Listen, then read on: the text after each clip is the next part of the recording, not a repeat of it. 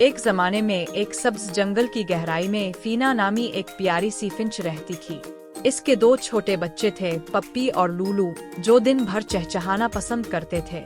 हर सुबह फीना अपने बच्चों के लिए मजेदार बीज और बीर तलाश करने के लिए उड़ती थी। पीपी और लूलू घोंसले में इंतजार कर रहे थे, खुशी से झांक रहे थे।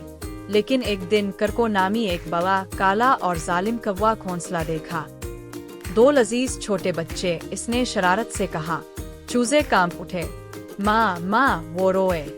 तभी फीना खाना लेकर वापस आ गई। इसने करको को देखा और बहादुरी से अपने पर फैलाए। मेरे बच्चों से दूर रहो, वो जोर से चीखा। कौवा हंस पड़ा। तुम छोटे हो और मैं मजबूत हूँ। लेकिन होशियार फीना को एक ख्याल था। इसने अपने जंगल के दोस्तों को बुलाया, तोते, गुलहरी और यहाँ तक के तितलियाँ। वो एक साथ फड़फड़ाते और चीखते रहे और इतना शोर मचाया कि करको डर गया। काओ, बहुत शोर, बहुत सारे दोस्त, कौवा चलाया, फड़फड़ाता हुआ चला गया। चूजे खुशी से चहचहाने लगे। माँ ने हमें बचाया, मामा ने हमें बचाया। फीना मुस्कुराई।